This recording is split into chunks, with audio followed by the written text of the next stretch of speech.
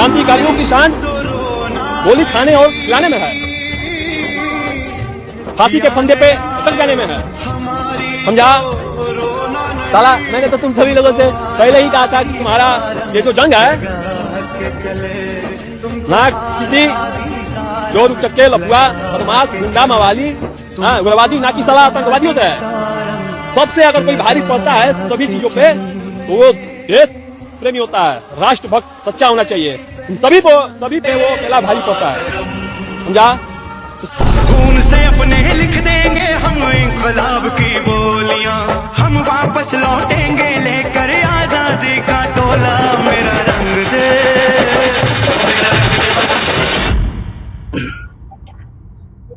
उत्तर प्रदेश में कुछ सालों पहले विकास दुबे का एनकाउंटर हुआ, गाड़ी पलट गई। कहीं कोई सड़क जाम नहीं हुआ, कहीं कोई आंदोलन नहीं हुआ, किसी ने विरोध नहीं किया। अतीक अहमद की पुलिस कस्टडी में अज्ञात हमलावरों द्वारा हत्या कर दी गई। एक बड़ा माफिया मारा गया, कहीं कोई दिक्कत नहीं। मुख्तार अंसारी भी ऐसे ही दुर्गति को प्राप्त हुआ। कहीं कोई आंदोलन नहीं हुआ, कोई सड़क जाम नहीं किया गया, किसी ने विरोध नहीं किया। जानते हैं क्यों? क्योंकि ये सभी दुर्दांत अपराधी थे। ये ऐसे थे जिन्होंने पुलिस पर फायरिंग की थी। ये ऐसे हिस्ट्री शीटर अपराधी थे जिन्होंने गिरफ्तारी करने गए पुलिस को नंगा करके उल्टा लटकाकर उनकी चमड़ी तक उधेड़ दी थी। अतीक अहमद ने। ये ऐसे क्रूर निर्मम हत्यारे दुर्दांत अपराधी थे। लेकिन बात जब आरा के भरत तिवारी की हम करते हैं, भरत तिवारी ने भी पुलिस पर फायरिंग की, गोली चलाई। तो ये जानना जरूरी है कि क्या भरत तिवारी कोई दुर्दांत अपराधी था? क्या भरत तिवारी का कोई आपराधिक इतिहास था? भरत तिवारी एनकाउंटर मामले में सबसे पहले अगर किसी ने वीडियो बनाई, किसी ने आवाज उठाई, तो वो मैं हूं।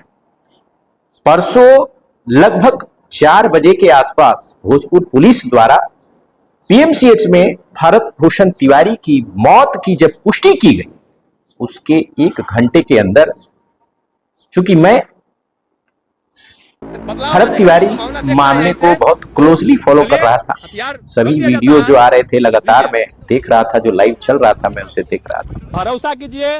मैंने देखा कि किस प्रकार वीडियो में यह साफ दिख रहा है, स्पष्ट दिख रहा है कि भरत तिवारी ने पिस्तौल फेंक दी और सरेंडर कर दिया। इसके बाद जब एनकाउंटर की खबर आती है, इसके बाद जब पीएमसीएच में मौत की खबर आती है, तो मेरा शक जो है वो गहरा हो जाता है। इसी बीच मैंने ये भी बयान देखा कि पटना में एक कार्यक्रम के दौरान प्रदेश के मुख्यमंत्री श्री सम्राट चौधरी यह मंच से बयान देते हैं को कोई हथियार दिखा रहा है और कि मेरी पुलिस को पिस्तौल दिखाने वाला एक अपराधी है जो मानसिक रोगी है, जिसे अरेस्ट कर लिया गया है और उसको गिरफ्तार भी कर लिया गया। मेंटल आरोग्यशाला में उसे भर्ती कराने की प्रक्रिया पर काम किया जा रहा है, ये उनका स्पष्ट बयान है। यानी कि उस वक्त पुष्टि हो चुकी थी कि भरत तिवारी की गिरफ्तारी हो चुकी है। ये मुख्यमंत्री सम्राट चौधरी का बयान है। यानी कि उन्होंने डीजीपी से बात करके इस चीज की पुष्टि कर ली थी कि भरत तिवारी की गिरफ्तारी हो चुकी थी। और फिर उसके कुछ घंटों बाद भोजपुर पुलिस द्वारा प्रेस रिलीज जारी किया जाता है, जिसमें भरत तिवारी के एनकाउंटर की बात बताई जाती है, जनमानस को खतरा बताया जाता है, मानसिक रूप से विक्षिप्त भरत तिवारी को बताया जाता है और पीएमसीएच में इलाज के दौरान उनकी मृत्यु की पुष्टि की जाती है। यह घटना देखने के बाद मेरा शक गहरा हो जाता है। उसके बाद सबसे पहला इस देश में, चाहे वो लोकल मीडिया हो चाहे वो नेशनल मीडिया हो, सबसे पहले इस घटना पर बोलने वाला मैं। उसके बाद देर रात जब भरत तिवारी की माताजी का बयान आता है सोशल मीडिया पर, सीधे पुलिस पर आरोप लगा कि 4 से 5 गोलियां जो यहाँ के क्रिमिनल गुंडा माफिया हैं उनके सामने खुला टेक दे रही है प्रशासन यहाँ की, ठीक है, रोती है, बिलखती है और सारी घटना जो है बताती है।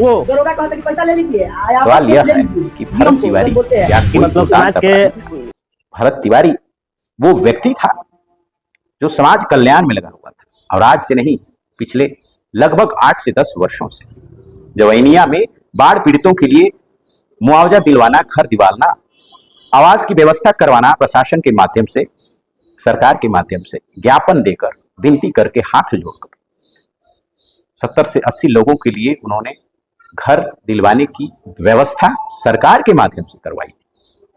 समाज कल्याण में यह व्यक्ति अपना जीवन न्यौछावर कर चुका था। अब बहुत सारे ऐसे पत्रकार हैं जो कानून का डर, पुलिस की कार्रवाई के डर से इस बात को स्पष्ट कह भी नहीं पा रहे हैं कि ये एनकाउंटर नहीं, हत्या है।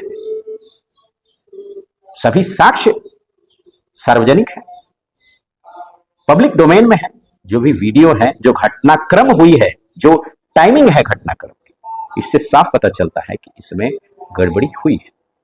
जब मैंने भरत तिवारी के सोशल मीडिया पेज को खंगाला, उसको चेक किया, जांच किया, तो बहुत सारे तथ्य पता चले। पहली नजर में जब इस पुलिस के ऊपर पिस्तौल तानकर एक व्यक्ति चौकी पे लेटा हुआ है, पुलिस को धमकी दे रहा है, पुलिस पर गोलियां चला रहा है, जब मैंने देखा तो ये लगा कि भाई ये तो बहुत बड़ा दुर्दांत अपराधी है, इसे पुलिस का डर ही नहीं, सिस्टम का डर ही। ये पहली छवि मेरे मन में भी बनी और आप सभी के मन में। लेकिन किसी केस में मोटिव देखना बहुत जरूरी। जज भी जब सजा सुनाते हैं किसी को, किसी केस की सुनवाई देखते हैं, तो मोटिव जो होता है उसके पीछे, उसको बहुत ज्यादा संजीदगी से लिया जाता है। किसी की हत्या करना भरत तिवारी का उद्देश्य नहीं था। भरत तिवारी के सोशल पेज पर, फेसबुक पेज पर जब मैंने चेक किया तो उनकी कथित एनकाउंटर यानी कि हत्या से एक दिन पहले एक पोस्ट मिला, जिस पर वो जगदीशपुर एसडीएम के ऊपर ये आरोप लगाते हैं कि वो उन्हें जान से मरवाना चाहते हैं, उनका एनकाउंटर करवाना चाहते हैं। और इस बात पर किसी का ध्यान नहीं जाता।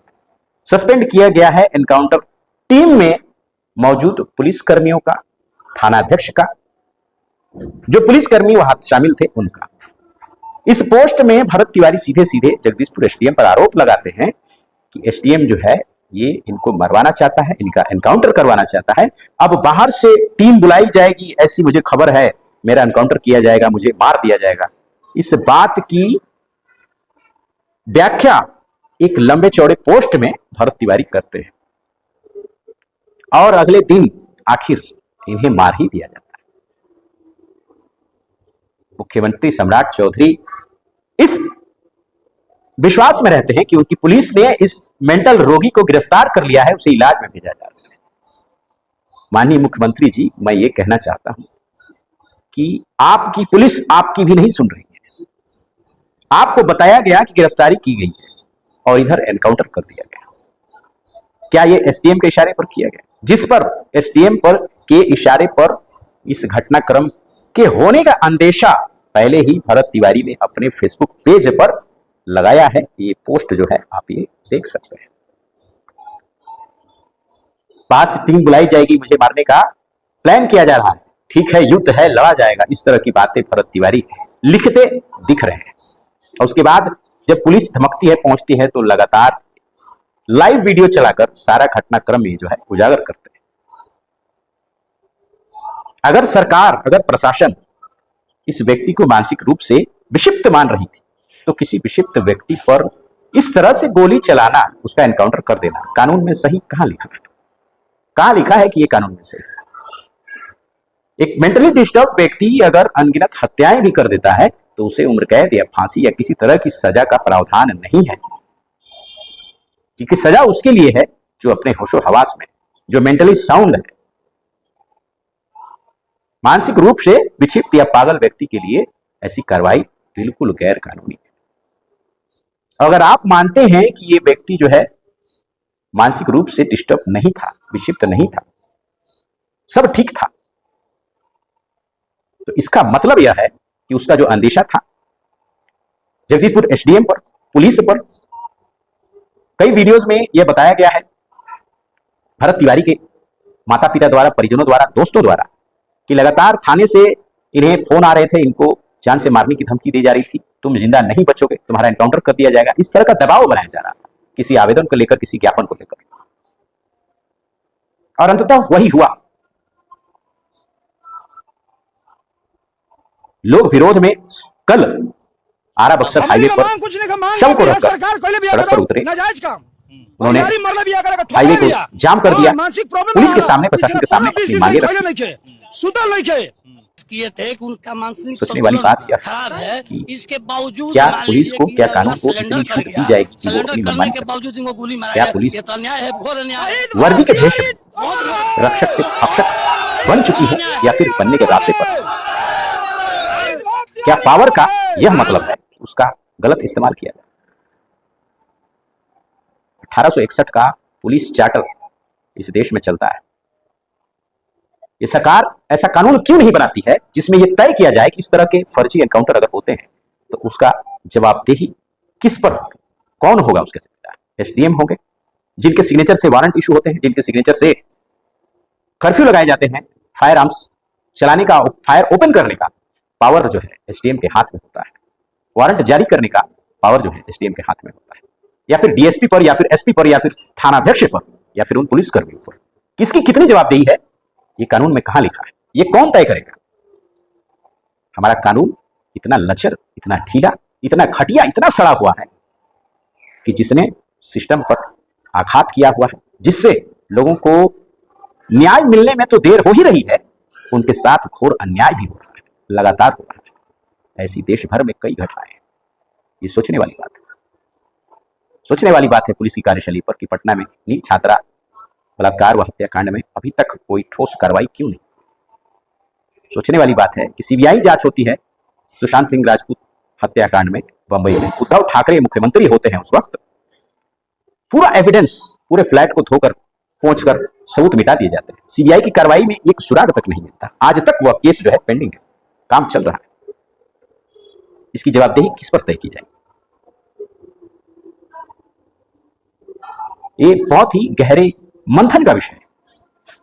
बहुत लोग जात को लेकर बात कर रहे हैं। मैं आपको कह दूं कि इस तिवारी की जगह अगर कोई पासवान भी होता, अगर कोई मांझी भी होता, अगर कोई कुशवाहा भी होता, तो मेरा बयान, मेरा वक्तव्य यही होता। कोई अहमद, कोई अंसारी भी होता तो मेरा बयान यही होता कि जो राष्ट्र हित में काम कर रहा है, जो देश हित में काम कर रहा है, जो इस देश को अपना मानता है, यहाँ के लोगों की भलाई के लिए, उनके कल्याण के लिए सरकार से टक्कर लेने को तैयार है, ऐसा व्यक्ति अपराधी नहीं हो सकता, देशद्रोही नहीं हो सकता। उसे गोली खाने का कम से कम अधिकार तो नहीं था। ऐसा दुखद अंत जिंदगी के आखिरी पलों में, ऐसी घड़ियां आई भरत तिवारी के जीवन में, ये बहुत ही दुर्भाग्यपूर्ण है, बहुत ही दुर्भाग्यपूर्ण है।